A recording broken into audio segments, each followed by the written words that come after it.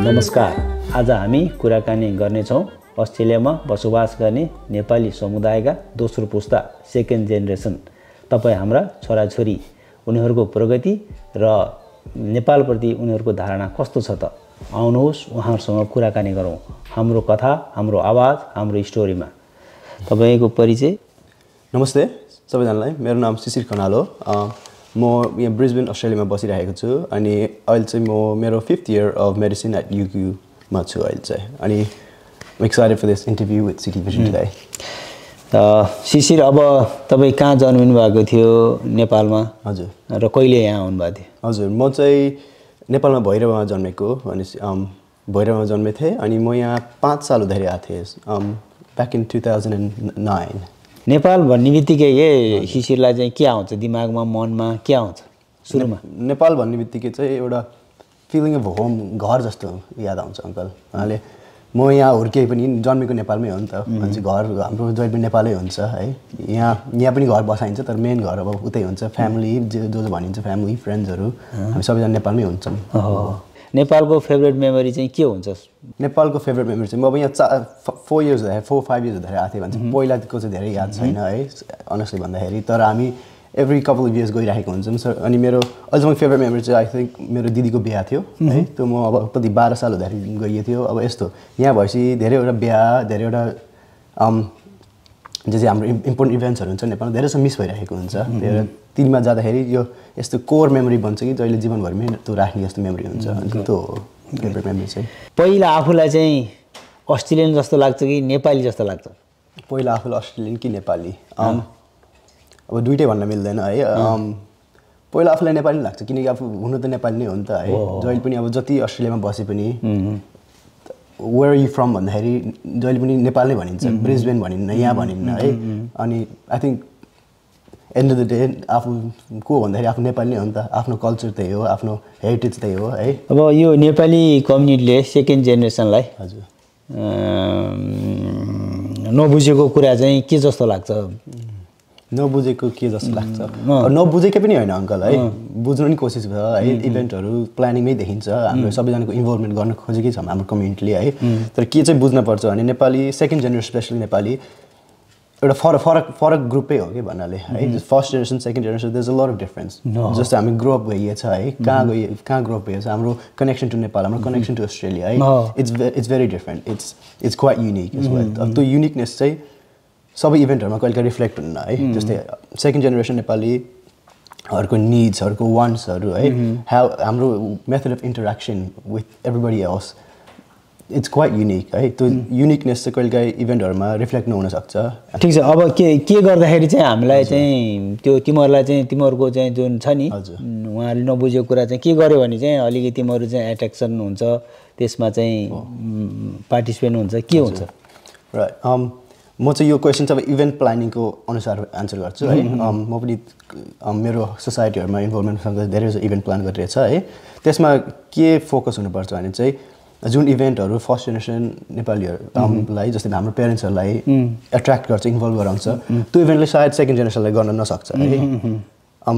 त्यो निड्सहरू नबुझेको भएर है बुझ्न नि कोसिस गरेको। हाम्रो अहिले हेर्छ नि कतिवटा स्पोर्ट्स इभेन्टहरू छ नेपाली क्लबहरू है, that is better meeting the needs of the second generation. तर अझै पनि कुनै इभेन्ट्स हुन्छ तिनीहरू चाहिँ स्पेसली मार्केटिङहरूमा नि है सेकेन्ड जेनेरेसनमा इन्भल्भ गर्नलाई think that's still quite important. ल नेपाली कम्युनिटीसँग कनेक्सन हुनको लागि चाहिँ होइन कति इम्पोर्टेन्ट छ? कनेक्सन त असाध्यै इम्पोर्टेन्ट छ नि त अङ्कल है। यो हामीहरू अब ल्याङ्ग्वेजबाट लिएर कल्चरबाट लिएर हाम्रो ट्रेडिसनहरूबाट लिएर है, मैले भन्छु हामी कन्ट्री फेरेको हो सेकेन्ड जेनेरेसन, हामी कन्ट्री फेरेको, हामी मान्छे फेरेको होइन नि त, हाम्रो हेरिटेज फेरेको होइन नि त है। हामी अस्ट्रेलियामा हुर्केको तर हामी अस्ट्रेलियन हो तर पासपोर्टको अनुसार अस्ट्रेलियन हो है। मन त अझै पनि नेपाली हुन्छ नि त है त्यो। अनि हामी रिफ्लेक्ट हुन्छ जस्तै हामीहरू अस्ति कतिको इम्पोर्टेन्स छ। हामी अस्ति भर्खर नेपाली फेस्टिभल थियो ब्रिस्बेनमा है, अनि यति धेरैजना सेकेन्ड जेनेरेसन नेपालीहरू थियौँ हामीहरू है, साथीहरू भएर। अनि त्यसमै देखिन्छ सबैजनाको अझै पनि कति इम्पोर्टेन्स दिन्छौँ हामीहरू। यो तिमी जुन युकेको स्टुडेन्ट पनि हो होइन, युनि सोसाइटी भनेर तिमीले नेपाली अर्गनाइजेसन एउटा बनाएको छ, त्यसको तिमी प्रेसिडेन्ट पनि रहेछ पहिलाको।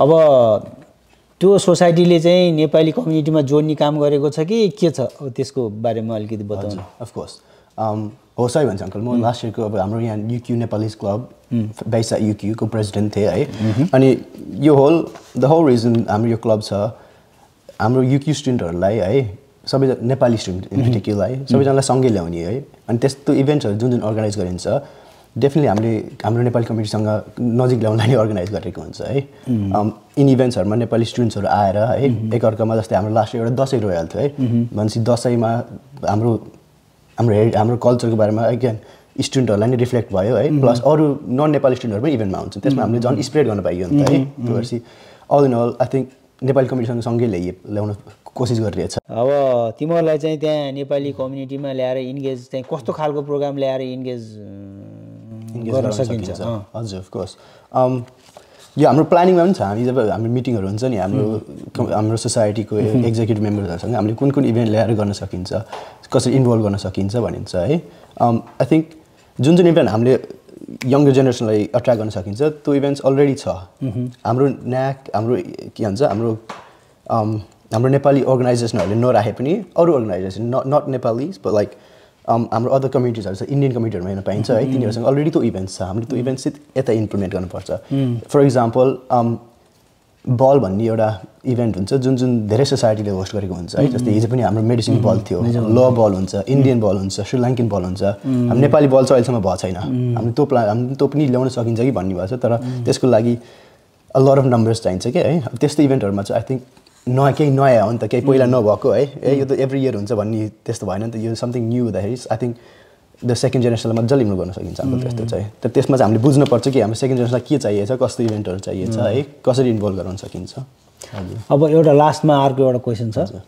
अब यो हामी त फर्स्ट जेनेरेसन भनेको छौँ होइन अब हामी त रिटायर हुन्छ भोलि अहिले जति पनि यहाँ सङ्घ संस्था छ नि जस्तो एनइक्यू छ होइन क्युएनसिसी छ एनआरएनए छ अब यो संस्थाको भोलि चाहिँ तिमीहरूको यो सेकेन्ड जेनेरेसनले चाहिँ ह्यान्डओभर अब लिएर अब नेतृत्व लिन सक्छ त ढुक्क भएछ अङ्कल यो मजाले सकिन्छ यो टाइमको कुरा जति टाइम जान्छ धेरैजना हामी इमर्स भइन्छ है मैले पनि देखेको छु म लास्ट इयरको प्रेसिडेन्ट थिएँ मलाई पनि त्यो सोच थियो ल अब नेक्स्ट इयर के हुन्छ भर्खर नयाँ क्लब हो को हुन्छ है तर भयो त्यस्तो प्रब्लम भएन किनकि हामीबाट अर्को जेनेरेसन आउँछ नि त हजुर वी ह्याड 4-5 नेपाली स्टुडेन्ट्सहरू who more than happy to be like take step in and take that role चाहिँ लाग्छ अङ्कल अब 10-15 वर्ष लाग्ला है तर त्यति बेलासम्म आई थिङ्क मजाले हामीहरू इन्भल्भ हुन सकिन्छ अङ्कल ढुक्कै भइसक्यो त्यसमा चाहिँ थ्याङ्क यू आज तिमी चाहिँ मेडिसिन स्टुडेन्ट हजुर अब 2 वर्षमा तिमी होइन ग्रेजुएट हुन्छ त्यसपछि नेपालमा चाहिँ डिजास्टरहरू हुने